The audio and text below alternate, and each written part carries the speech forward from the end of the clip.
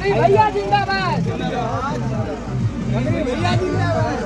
बद्री भैया जिंदाबाद, जिंदाबाद जिंदाबाद, बद्री भैया जिंदाबाद।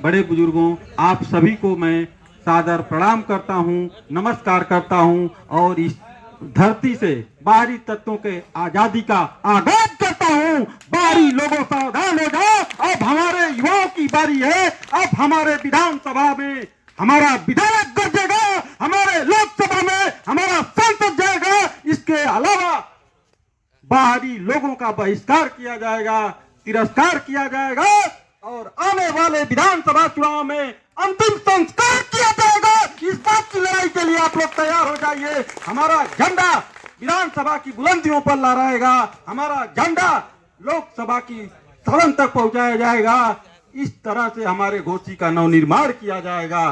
एक जमाना था जब हमारा सांसद, हमारा विधायक विधानसभा और लोकसभा में हमारे सदन के मुद्दों को उठाता था।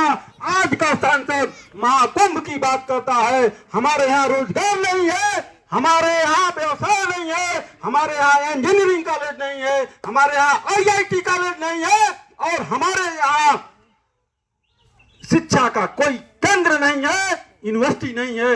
हमारे लोगों को भी यूनिवर्सिटी चाहिए, हमारे लोगों को भी मेडिकल कॉलेज चाहिए। आपने देखा था रसड़ा विधानसभा का विधायक, मात्र एक विधायक जो उत्तर प्रदेश सरकार को झुका दिया और वहां पर मेडिकल कॉलेज बन रहा है और हमारा विधायक सो रहा है, हमारा SDM तहसील को लूट रहा है।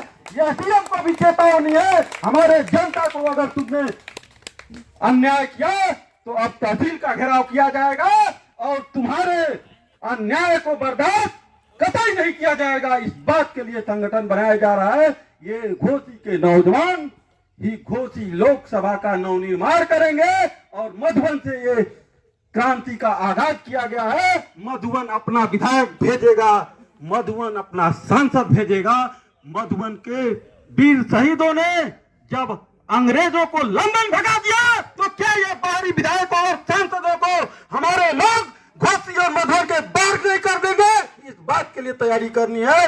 ये घोसी और मधुबन किसी के बात से नहीं है, ये घोसी के जनता का है। ये मधुबन विधानसभा मधुबन के नेता का है। लेकिन कमाए धोती वाला खाए टोपी वाला अंग्रेजों का जो राज था वही राज बाहरी नेताओं का चल रहा है। हमारे लोग मतदाता, कार्यकर्ता और जनता बनकर रह गए हैं, बाहरी लोग नेता बन जाते हैं। ये देखिए एक विडंबना है। कहते हैं कि यादव और मुसलमान हमारी पार्टी है। अभी राम केवल यादव जी के घर पे आग लगी। चलो आप बंगलोर में हो, चलो आप दिल्ली में हो, लेकिन तुम्हारे लोग कहाँ थे जो वोट मांग रहे थे? कह रहे थे कि आप लोग जाति धर्म को देखिएगा तो कर्म कौन करेगा? कर्म करने वाले आप नहीं है तो घोसी लोकसभा को छोड़ के चले जाइए, आपका कल्याण नहीं हो सकता है। यही जनता है। चौथे नंबर पर 2014 में पहुंच गए थे। इनको अपने वोटों से आज पार्लियामेंट में भेज दिया गया है और ऐतिहासिक वोटों से जीतने वाले लोग इतने निरंकुश कैसे हो सकते हैं? ये सवाल हमें खुद से पूछना पड़ेगा। नहीं तो ये हमें हिंदू के नाम पर, हमें मुसलमान के नाम पर लड़ाते रहेंगे। हमारा आंदोलन तब भी चलता था, आज भी चल रहा है और मेरे अंतिम सांस तक चलता रहेगा जब तक क्षेत्रीय सांसद, क्षेत्रीय विधायक विधानसभा और लोकसभा में नहीं पहुंच जाएगा। ये लड़ाई रुकने वाली नहीं है। महामना कांसी राम जी ने कहा था, पहला चुनाव हारने के लिए लड़ा जाता है, दूसरा चुनाव हराने के लिए लड़ा जाता है। इसीलिए मैं यहाँ से कहता हूँ, इस बार बारी तुम्हारा खैर नहीं। इस चुनाव में तुम्हें हराकर घोसी से और मधुबन से बाहर कर दिया जाएगा। इस बात की गारंटी ये मंच लेता है। माननीय मुलायम सिंह कहा करते थे कि हर जाति के साथ जुड़ो, हर जाति को जोड़ो। इस तरह से आप एक अच्छा प्रदेश बना सकते हैं, उत्तर प्रदेश को उत्तम प्रदेश बना सकते हैं। लेकिन आपका विधायक ही आपकी बात नहीं विधानसभा में रख पाएगा तो वो विधायक किसी काम का नहीं है, जो कोई काम का नहीं है उसका काम तमाम करना पड़ेगा। इस बात का आंदोलन है ये विधायक जब बाढ़ आती है तो आजमगढ़ में चले जाते हैं और जब चुनाव आता है तो भारतीय जनता पार्टी के नाम पर वोट मांग लेते हैं और जनता के मुद्दों को सदन में कभी नहीं उठाते हैं। बलिया के विधायक का मैं तहे दिल से प्रशंसा करता हूं, जिन्होंने कहा कि हमारे यहाँ मेडिकल कॉलेज की जरूरत है और सरकार ने नहीं दिया।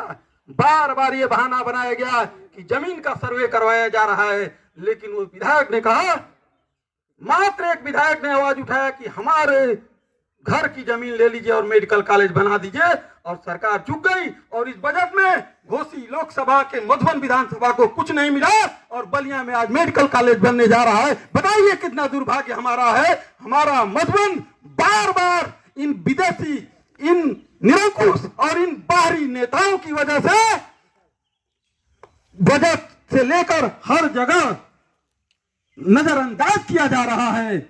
इस नजरअंदाजी और बेअंदाजी का जवाब देना पड़ेगा और इनको घोसी के और मधुबन के बाहर जाना पड़ेगा।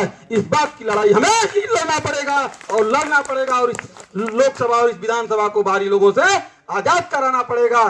राज्य की परिभाषा में संविधान में कहा गया है, राज्य किसी भी व्यक्ति को जाति, धर्म, लिंग और वास स्थान के आधार पर विभेद नहीं करेगा। तो ये पार्टियां क्यों विभेद कर रही हैं? मजा मारे गाजी मियां, मार खा डफाली।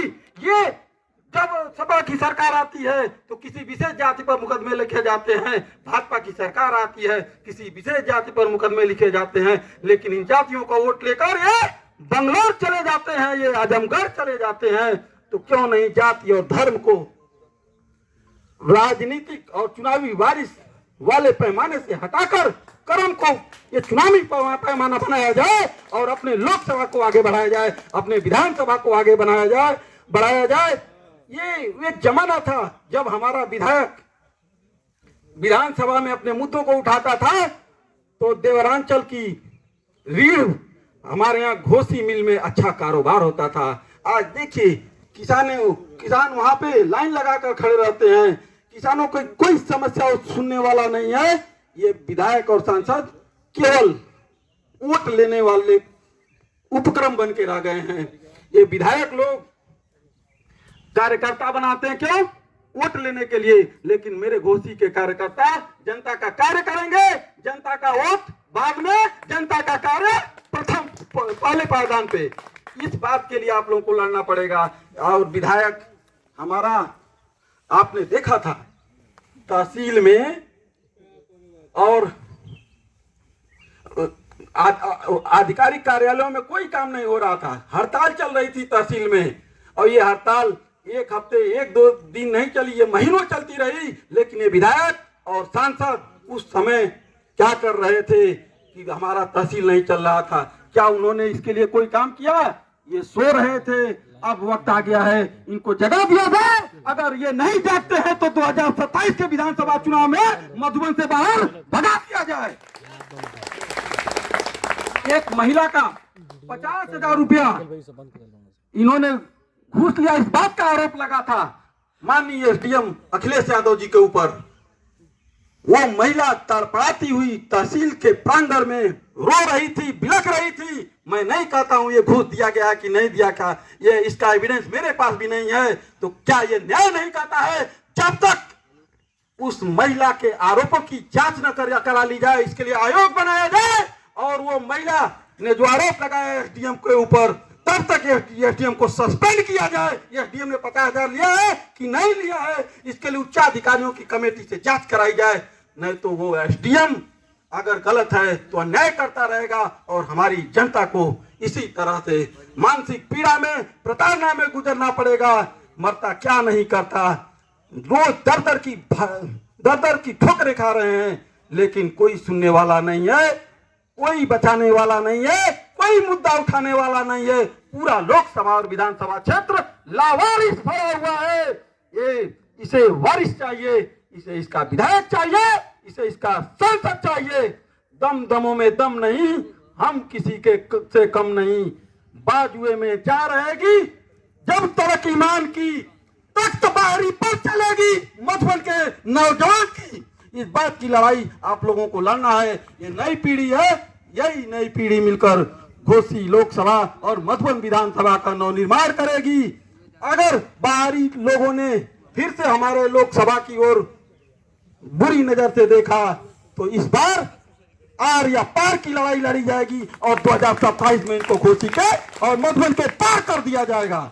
आप सभी लोगों ने इतना समय दिया और धैर्य बनाकर इस संगठन को आगे बढ़ा रहे हैं। हमारे न होने पर भी आप लोगों की समस्याओं का समाधान करा रहे हैं। आप लोग संगठन बनाइए, अब लड़ाई लड़ी जाएगी और लड़ाई को लड़कर अपने लोकसभा और अपने विधानसभा को भी विकास की बुलंदियों पर पहुंचाया जाएगा।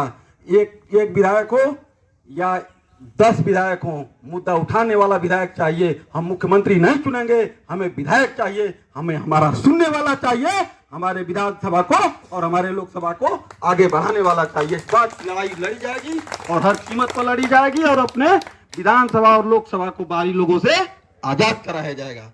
बहुत बहुत धन्यवाद। आप सभी लोग आए, समय दिए, सहयोग किए और समर्पण के साथ कार्य कर रहे हैं। आने वाली पीढ़ियां आपको याद करेगी कि यही क्रांतिकारी लोग थे जिन्होंने व्यवस्था परिवर्तन की लड़ाई तन मन और धन से लड़ी थी। बहुत बहुत धन्यवाद आपका।